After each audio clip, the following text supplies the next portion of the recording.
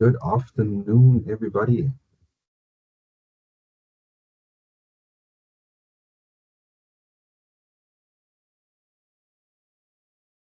All right, good afternoon, everybody, and welcome to our circular lunch club on mobility, getting mobility right. This is an exciting one for me. Gabby, I just wanted to know, am I visible? Is the screen visible? Yes, all good, all good. 100%. Thank you so much. And this is a very exciting topic for me. So it's on mobility. And just takes me back to when I was studying logistics in undergrad. I remember asking the lecturer about the lecturer telling us that rail is the cheapest form of logistics. And I asked him, so why are we not using rail as our main source of logistics? And there wasn't a real answer that I remember today about that. But after the CSIR ability launch and the innovation that's happening through circularity, it just brings me so much excitement. And even today's topic is amazing of what's happening in the sector. So my name is Mark Lamani, and I'm joined by my colleagues Christo and Gabriela, as well as uh, Rashiq Fataar, who has a background in natural science, and he's an urbanist and the founder of Our Future Cities. And I look forward to him sharing his amazing work with us today. And before that, just a little bit about this platform. The Circular Lunch Club was designed based on post-COVID. There was a lot of webinars and webinar fatigue. We designed these platforms just to have insightful sessions where we could share case studies and also welcome the voices of our communities. And with that said, if it's your first time here, we really encourage you to use the chat to ask questions and also share who you are and where you're from, because we really want to hear from you.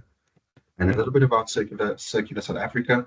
We are a platform designed to amplify the potential and value of a just circular economy across South Africa. We, we believe that circular economy provides South Africa with a regenerative alternative throughout all sectors, guided by the fundamental principles that are design out waste and pollution, keep materials at their highest value, regenerate natural systems, and the one that we believe in mainly is benefiting all members of society. Circular economy provides a cross-sectoral system approach, just like our topic today, which is mobility and transportation. It is a vital component of all sectors that we are in. When you look at circularity, mobility and circularity, if I can say, it really focuses on more on designing of how designing for people as well as goods instead of the vehicles that will be on the road. So it's more human focused because it's really about how we can reduce travel distance as well as cost, time, and effect.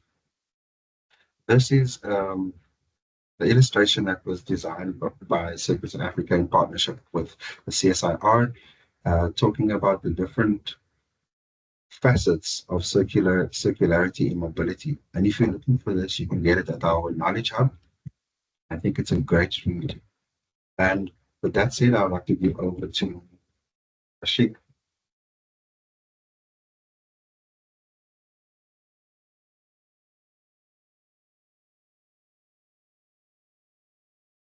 And in the meantime, we will, at the end of this, we will share our, we'll share a link to a survey. I would really love if you guys take part in that because it really helps us um, with these events and getting everything right and just being better every time we go.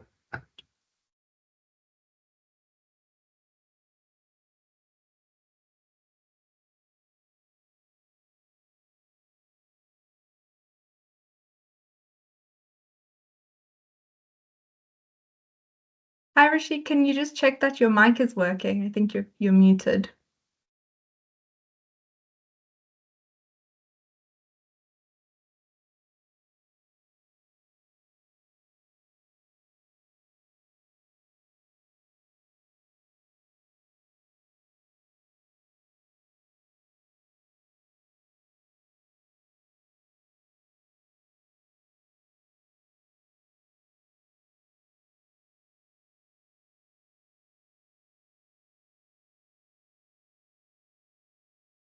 While we wait for Rashiq to just sort out his presentation, does anyone have any comments or questions? Please pop them in the chat. Tell us a little bit more about you and how mobility plays a role in your sector.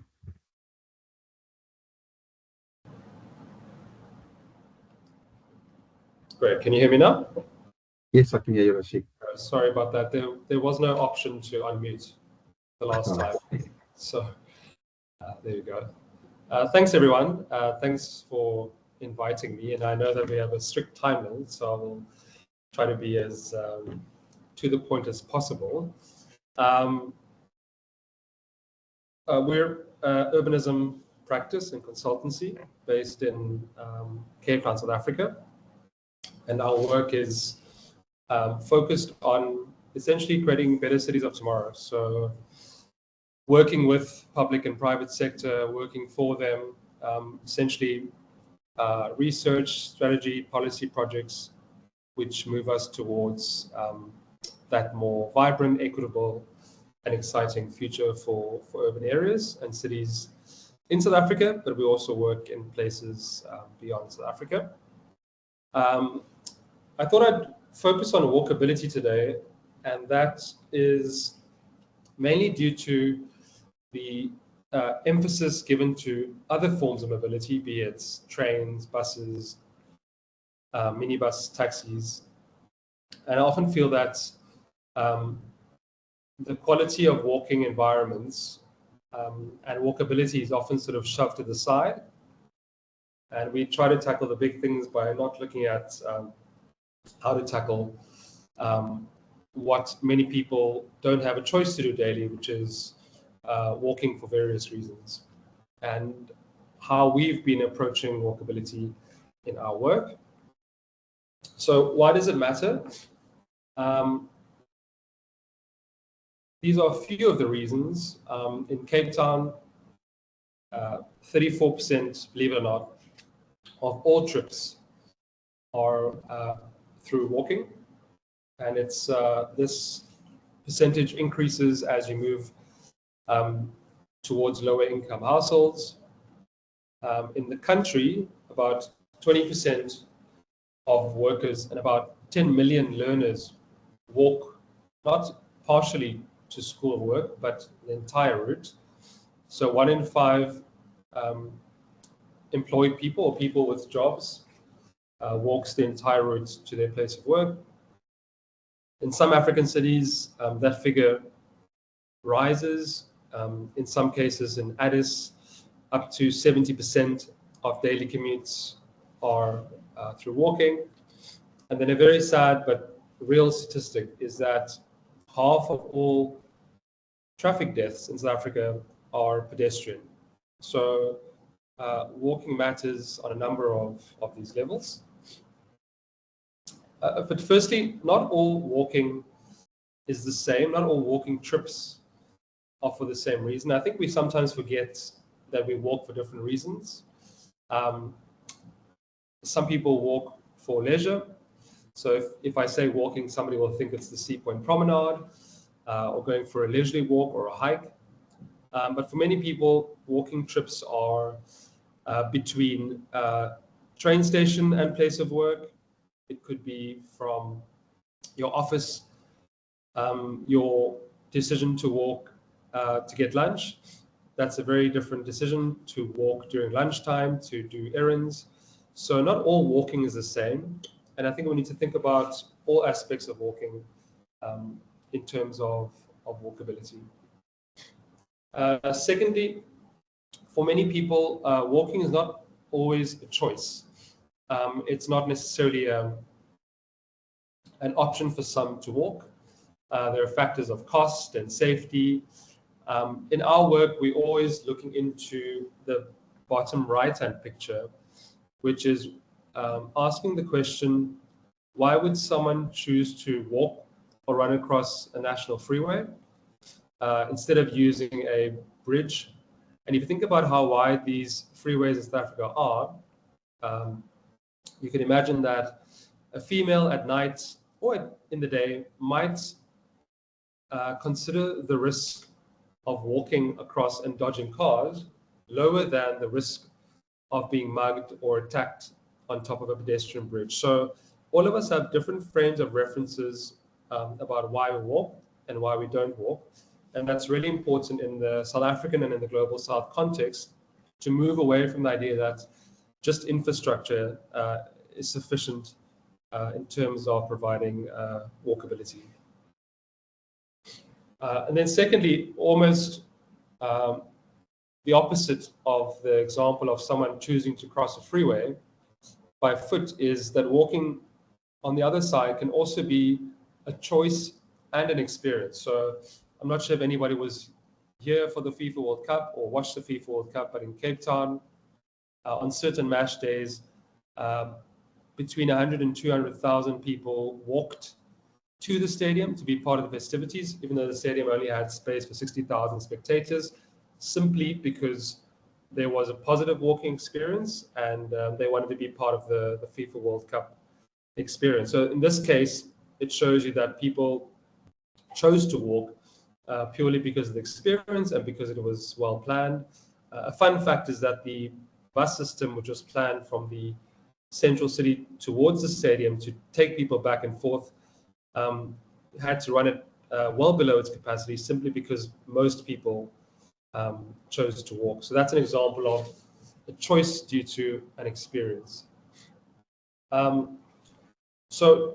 The way in which we measure walkability can't simply be your typical methods in which you adopt from a, let's say, a global north perspective.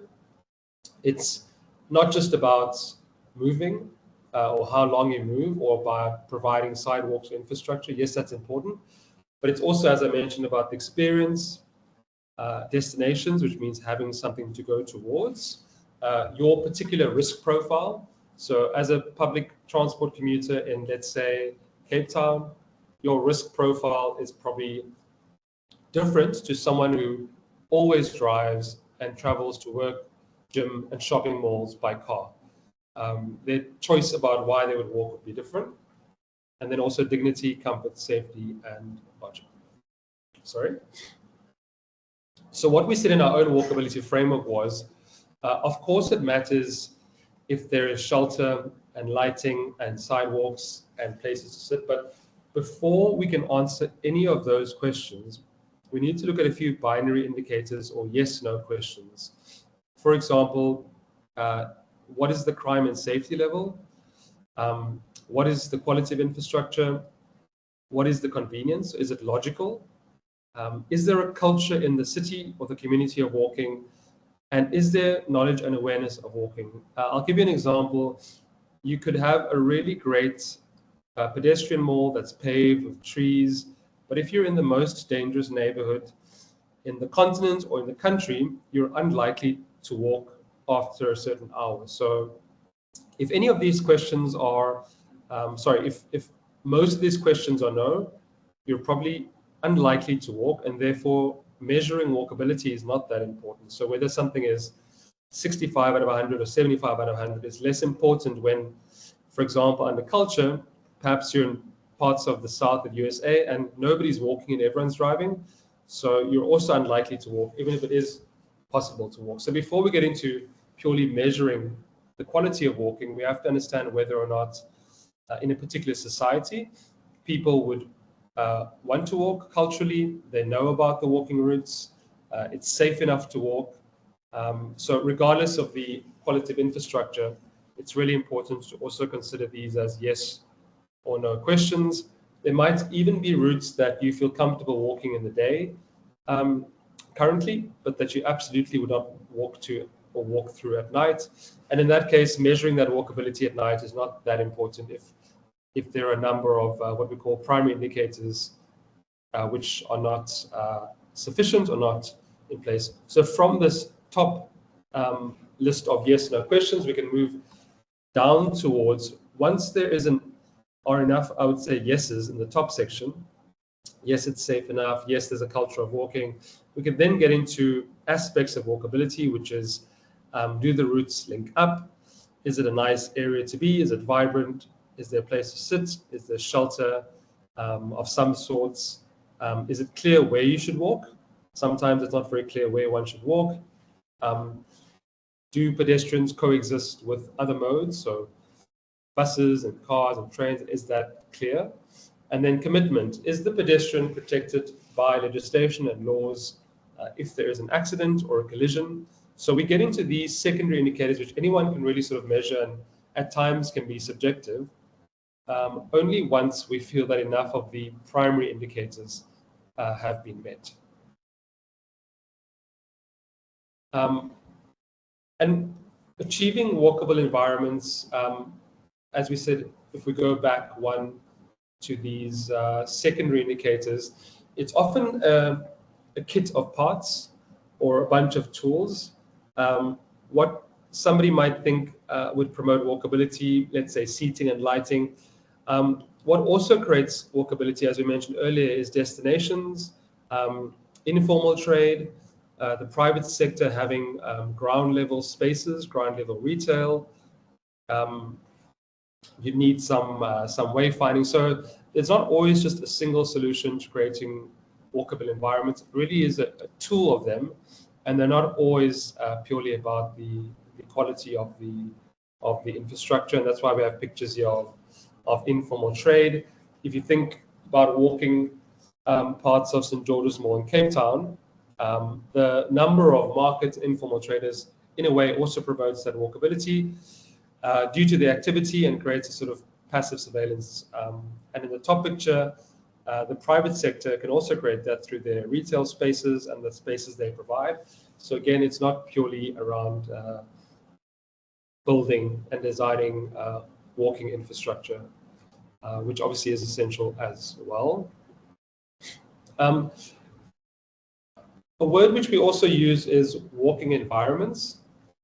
And this is mainly because South Africa is got neighborhoods and contexts which are vastly different. So our cities are low density, they're sprawled, and they're diverse. And so walking environments is really about saying, how do we create walkability within a particular geographical or social setting?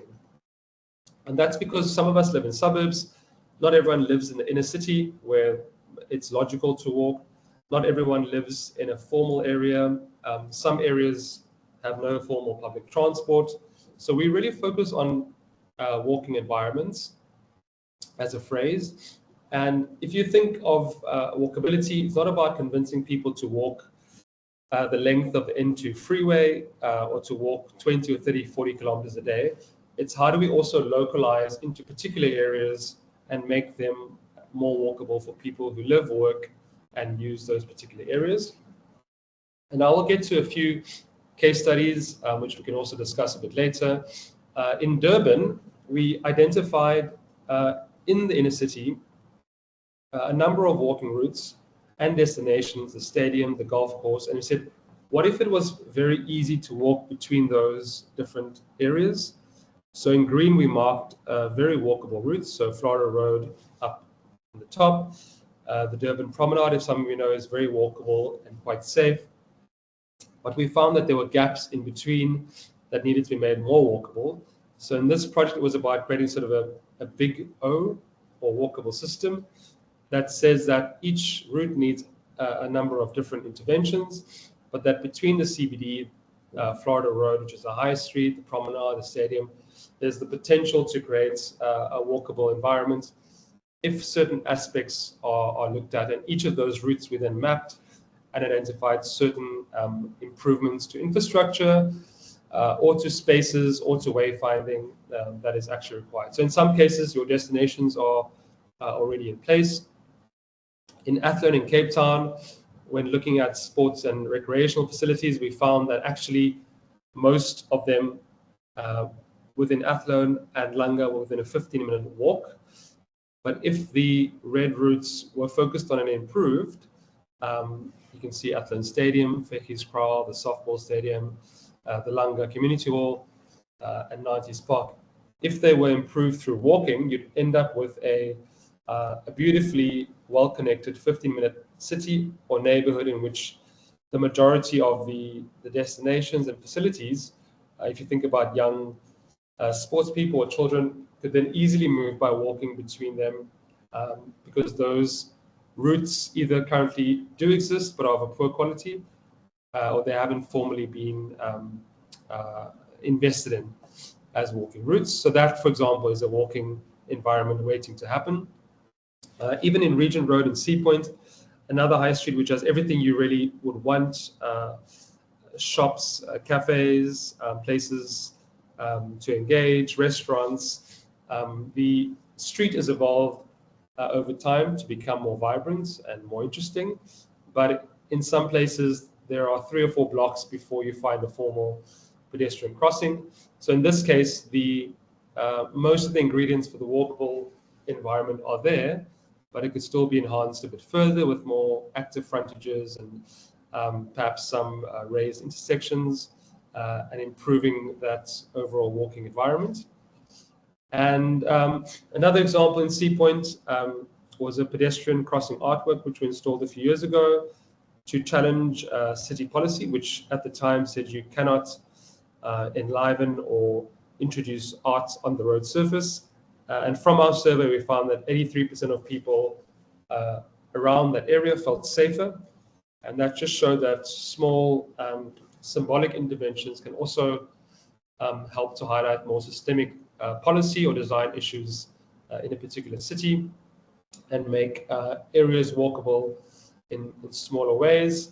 One of the more recent projects in the Belleville CBD, the image on the right you can see is got very limited walking space, from the traders with limited walking space to the central island to the other side. And this is one of the busiest, if not the busiest, transport interchanges in all of Cape Town. And this is the sort of space and environment allocated to people walking. And through the Belleville Public Realm Strategy, which was led by DHK Architects, we focused on a number of interventions to make this Belleville CBD town centre a bit more walkable. One of the interventions was to focus on the space beneath an elevated road, which the city has now put out for comments to formally pedestrianize one of these roads to make it a better area for walkers, for informal traders, and for people who generally use the Belleville town centre and the Belleville CBD. So I leave you with the question today: how will you promote walkability going forward? Thank you very much. Thank you so much, Rashiq. Thank you so much for that insightful presentation. There is a question here on the chats by Joy. She says, the question says, how have you managed the encroachment of informal traders in the walkways and in cycleways in Cape Town, in South Africa? I think the management is a city function, so we're not the city of Cape Town, but I think in some ways they've managed it well, where you essentially you need to reissue a plan for the informal trading areas, a new plan, which aligns so that there is space for walking. I think in most cases it's not been an informal trader issue, but it's been the dignity, the quality of the trading structures themselves. I think most people know that our informal economy is a huge part of our economy. We underestimate that.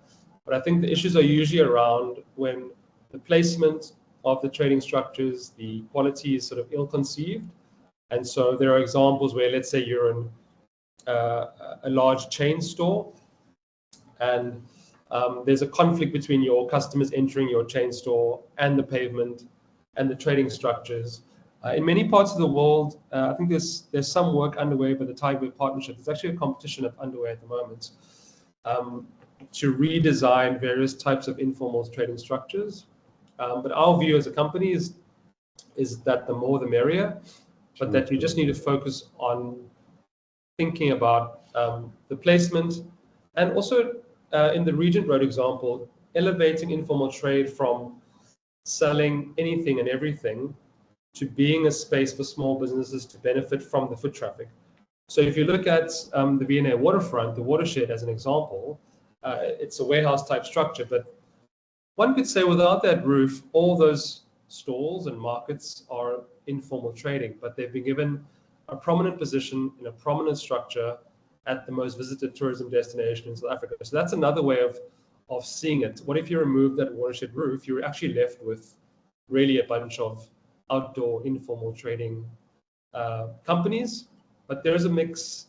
There's local businesses, small businesses, and the products they sell reflect Cape Town and South Africa a bit better. So I would say that where there are conflicts, it's just around how you think through them, and yeah, just let's elevate informal trade in the way that it's needed. Yeah.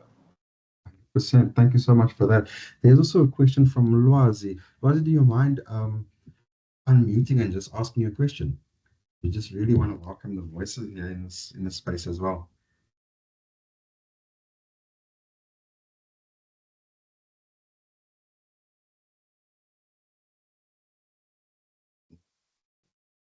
Can you hear me now? Yes, I can hear you. Yeah. Thank you. So just Thank my you. question was just incorporating just because what we generally see is workability is easier when there's stadiums, there's events. So how could we incorporate that approach to the everyday walking from a design perspective? Yeah, that's really just bringing in the safety element. And also, obviously, in terms of interaction, the vibrancy, because I think we do very well on once-off events than we do in the normal life. So yeah, that's basically it. Yeah, I think there's a long answer, which is a 2-hour discussion. But I think the short answer is we have this word called crocodile zones, where we think every block should have at least one activity intervention that engages the walker. And that's why I'm so much in favor of informal trade, but different kinds of informal trade, beyond fruits and vegetables and products from China, is that having one activity per block creates that bit of safety and creates an environment where you don't have crocodile zones, which is sometimes you're in a neighborhood and one block has nothing open and it's just completely dark and it feels completely different to the next block and the next block, which has one shop open, something interacting with the street. So I think the short answer is by planning for at least one activity intervention per block. And then secondly, the short version of the long answer is I think we need to start getting our political priorities right, where we seem to be very good at planning the trains and the walking and the buses for one match at Ellis Park, but we can't organize society to get 90% of people to work every day who are using buses and trains and minibus taxis. So I think it's a sort of switch in why don't we give everyday commuting the same priority, essentially everyone not in a car driving alone, the priority so that they get the preference in every day. So that's sort of the bigger question as to why we don't do that as a country. And I'll give you an example. But what I mean by that is there a reason on the, let's say, a freeway between 7 and 8 a.m. that we couldn't only just allow public transport or school buses or anything that's moving more than 8 people? So what sort of governance and politics do we require so that between 7 and 8 p.m. on the, let's say, the N2 freeway in Cape Town from Khayelitsha to the CBD, we organize ourselves so that only mass transit vehicles can use that for 1 hour in peak, and that just gets everyone. I think you might have seen a graphic before showing how many people are in a bus versus a car, how many cars you need to transport the same amount of people. So it's essentially just mathematics, and I think the same with walking and with events. We just need to start to shift our priorities around what is possible if we organize society. I think that sort of just touches on the circular approach as well. How do you organize society and a mindset around a more circular approach, using what we have for the greatest good. That is brilliant. Thank you so much for that insightful answer there, Rashiq. And we've come to the end of the session. And like you said, this could be a 2-hour discussion. You can see how the questions were coming there. And yeah, guys, so I will send out an email with the link to the survey, and maybe Rashiq, can I share your presentation as well? That would be brilliant. But thank you guys so much for joining and being part of the session. Great. Thanks, everyone. Thank you, Rashiq. Cheers. Yeah.